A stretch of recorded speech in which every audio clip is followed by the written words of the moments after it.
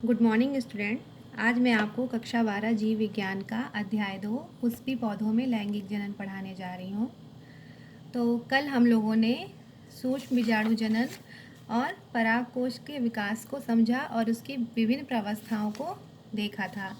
आज मैं सूक्ष्म बीजाणु जनन के और आगे की अवस्थाओं को बताऊंगी। तो इसको एक बार आप फिर से देख लीजिए। यहाँ पे ए, बी, सी और डी परागकोश की विभिन्न अवस्थाएं हैं, जिसमें मेरिस्मेटिक सेल्स होती हैं और परागकोश में और उसके बाहर एपिडर्मिस होती हैं। फिर उसमें कुछ सेल्स आर्कीस्पोरियल सेल होती हैं जो अपने गाढ़े जीवद्रव्य और बड़े केंद्रक की वजह से अन्य कोशिकाओं से अलग हो जाती हैं, और ये आर्कीस्पोरियल सेल दो कोशिकाओं में बढ़ जाती है, एक बाह्य प्राइमरी पैराइटल सेल और आंतरिक प्राइमरी स्पोरोजिनस सेल में बढ़ जाती है। और प्राइमरी पैराइटल सेल 1 से 5 भित्ति स्तर बनाती है, जिसमें सबसे बाहरी स्तर होता है एंडोथीशियम, बीच वाला मिडिल लेयर जो 1 से 5 लेयर का होता है, और उसके बाद टैपिटम, और ये मल्टी न्यूक्लिएट होता है। और यहाँ पर दूसरी जो सेल्स थी प्राइमरी स्पोरोजिनस सेल, वो भी 2 से 3 विभाजनों द्वारा माइक्रोस्पोर मदर सेल में बढ़ जाती है। यहाँ पे जैसे देखिए कि प्राइमरी पेराइटल सेल से जहाँ पर endothecium middle layer tapetum layer बनी, और वहीं पर प्राइमरी स्पोरोजिनस सेल से माइक्रोस्पोर मदर सेल बन रही है, और यही क्या बनाते हैं ये फंक्शनल माइक्रोस्पोर मदर सेल्स होती हैं। इसके बाद इनमें अर्धसूत्री विभाजन होता है, और अर्धसूत्री विभाजन के पश्चात 4 सूक्ष्म बीजाणु या पॉलिन ग्रेन्स बनते हैं जो अगुणित हैप्लॉइड होते हैं। और ये माइक्रोस्पोर मदर सेल से जो पॉलिन ग्रेन बनते हैं वो द्विबीजपत्री पौधों में अलग तरह से बनते हैं और एक बीजपत्री पौधे में अलग प्रकार से बनते हैं। तो एक बीजपत्री पौधे में किस प्रकार से बनते हैं? सक्सेसिव टाइप के बनते हैं, और द्विबीजपत्री में साइमल्टेनियस प्रकार के बनते हैं। तो ये सक्सेसिव टाइप और साइमल्टेनियस टाइप की भित्ति निर्माण की प्रक्रिया को आप एक बार पढ़ लीजिए। प्रत्येक क्रियात्मक सूक्ष्म बीजाणु मात्र कोशिका फंक्शनल माइक्रोस्पोर मदर सेल एक अर्धसूत्री विभाजन रिडक्शन डिवीजन द्वारा विभाजित होकर 4 सूक्ष्म बीजाणु परागकण माइक्रोस्पोर पॉलिन ग्रेन बनाती हैं जो अगुणित हैप्लॉइड होते हैं। इन 4 सूक्ष्म बीजाणुओं के निर्माण के समय द्विबीजपत्री पौधों में भित्ति निर्माण युगपत साइमल्टेनियस होता है, अर्थात केंद्रक के पहले विभाजन के पश्चात कोई भित्ति निर्माण नहीं होती, और केंद्रक के दूसरे विभाजन के पश्चात ही भित्ति निर्माण होता है।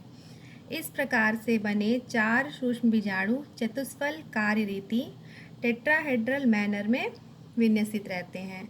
और वहीं एक बीजपत्री यानी कि मोनोकॉटिलिडनस पौधों में भित्ति निर्माण क्रमानुसार सक्सेसिव होता है, अर्थात इनमें प्रत्येक विभाजन के पश्चात भित्ति बनती है, जिससे चारों बीजाणु एक ही तल में दिखाई देते हैं। इस प्रकार के चतुष्क टेट्राड को समद्विपार्श्व चतुष्क आइसोबाइलेटरल टेट्राड कहते हैं। ठीक है, तो यहाँ पे ये जो फिगर दिख रहा है ये मोनोकॉटिलिडनस यानी एक बीजपत्री पौधे और डाइकॉटिलिडनस यानी कि द्विबीजपत्री पौधों में डिवीज़न दिखाई दे रहा है। डाइकॉटिलिडनस पौधों में जो डिवीज़न है वो साइमल्टेनियस टाइप का होता है यानी कि युगपत, और मोनोकॉटिलिडनस एक बीजपत्री पौधों में सक्सेसिव टाइप यानी कि क्रमानुसार होता है। तो पहले देख लीजिए कि मोनोकॉटिलिडनस यानी एक बीजपत्री पौधों में पॉलिन ग्रेन का निर्माण कैसे होता है।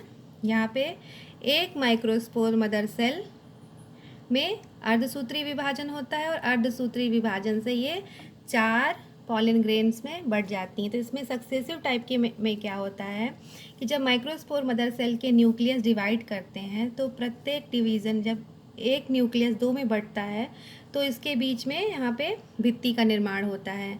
फिर ये दोनों जब केंद्रक पुनः विभाजन करते हैं तो इसमें तुरंत ही एक भित्ति का निर्माण हो जाता है। तो इस प्रकार बने हुए जो चतुष्क होते हैं उन्हें हम समद्विपार्श्व चतुष्क कहते हैं। क्यों? ये क्योंकि ये चारों एक ही तल में है, तो इसको हम क्या कहते हैं? आइसो बाइलेटरल टेट्राड कहते हैं, जिसमें ये चारों एक साथ ही दिखाई दे रहे हैं। जबकि डाइकोटिलेडनस प्लांट्स यानी कि द्विबीजपत्री पौधों में जो डिवीज़न है वो साइमल्टेनियस युगपत हो रहा है, जिसमें जब केंद्रक डिवाइड होती है तो इसमें कोई भी भित्ति का निर्माण नहीं हो रहा है। पहली बार जब केंद्रक का विभाजन हो रहा है तो इसमें भित्ति का निर्माण नहीं हो रहा है, परंतु जब दूसरी बार केंद्रक का विभाजन होता है तब इसमें भित्ति का निर्माण होता है। और इसमें बने हुए जो चतुष्क होते हैं वो टेट्राहेड्रल मैनर यानी कि चतुष्फलकार रीति में मैनर में ये होते हैं। तो यहाँ पे आपको दिख रहा है ये टेट्राहेड्रल मैनर में, जिसमें 3 आगे की तरफ दिख रहे हैं और एक पीछे की तरफ दिख रहा है।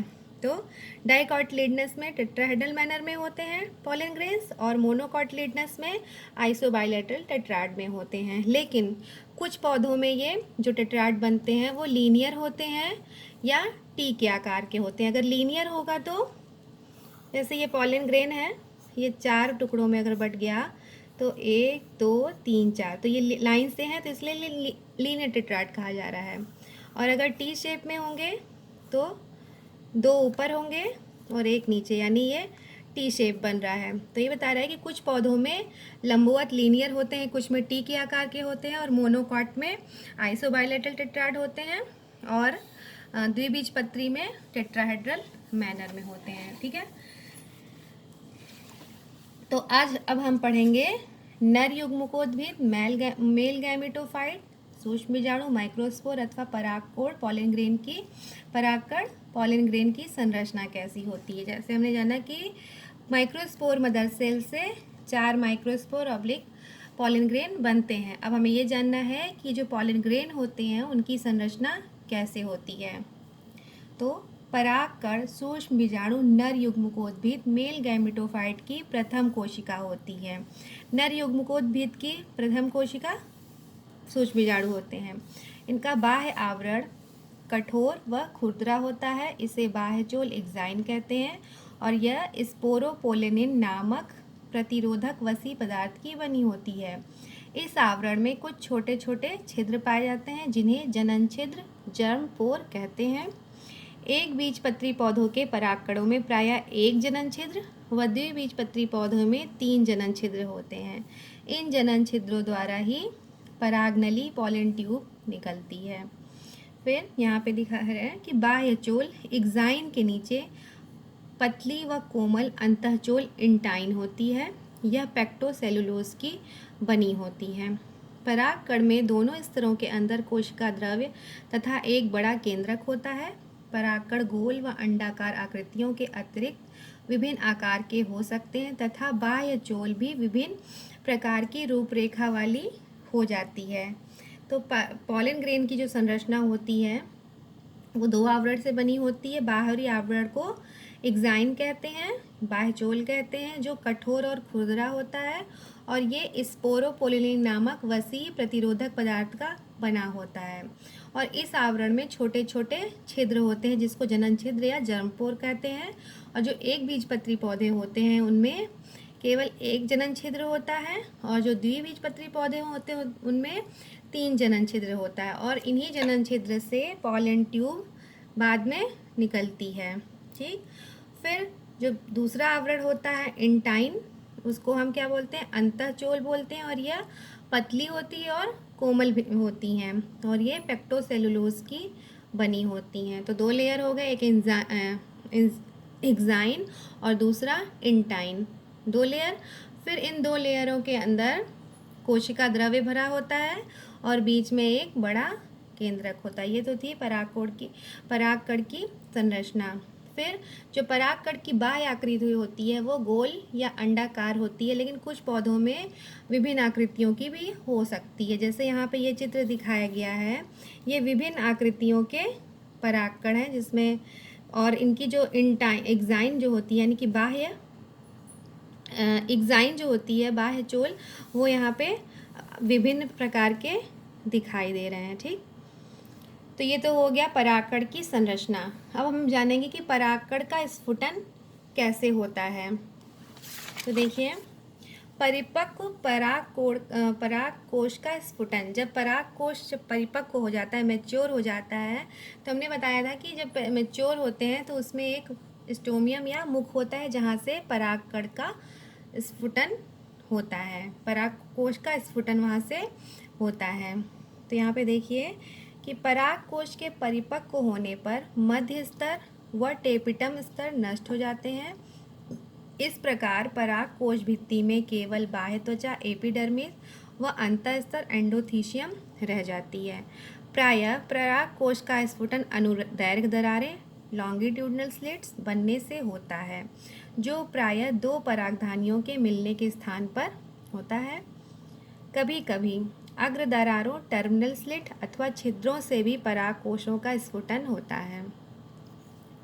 कुछ पौधों में परागकोश का स्फुटन अनुप्रस्थ दरार के रूप में तथा कभी कभी परागकोश की भित्ति में बने कपाटों वाल्व्स द्वारा होता है। ठीक है, तो यहाँ पे ये जो चार फिगर दिखाई दे रहे हैं ए, बी, सी और डी, ये परागकोश के स्फुटन की विभिन्न विधियाँ हैं, जिसमें पहली विधि में आपको ये जो लाइन दिख रही है ये क्या है, लॉन्गिट्यूडनल स्लिट है। ये परागकोश में लॉन्गिट्यूडनल स्लिट दिखाई दे रहे हैं।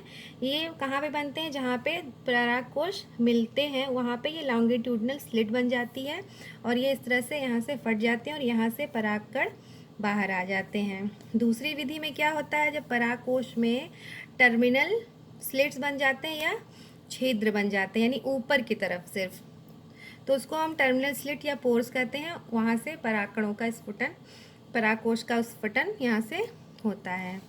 फिर तीसरी में क्या होता है, यहाँ पे तो लॉन्गिट्यूडनल था लेकिन यहाँ ट्रांसवर्सली स्लिट बन रहे हैं, यानी कि अनुप्रस्थ दरार बन जा रही है। आप देखिए यहाँ पे चित्र में, यहाँ पे अनुप्रस्थ दरारें बन रही हैं और यहाँ से परागकोश का स्फुटन हो रहा है और यहाँ से पॉलन ग्रेन्स बाहर निकल आते हैं।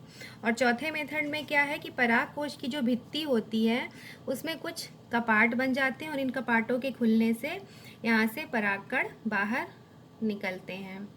ठीक, तो अभी हम लोगों ने क्या पढ़ा, परागकोश का विकास और सूक्ष्म बीजाणु जनन और एक माइक्रोस्पोर मदर सेल से कैसे पॉलन ग्रेन बनते हैं और पॉलन ग्रेन द्विबीजपत्री में और एक बीजपत्री पौधे में विभिन्न प्रकार के बनते हैं।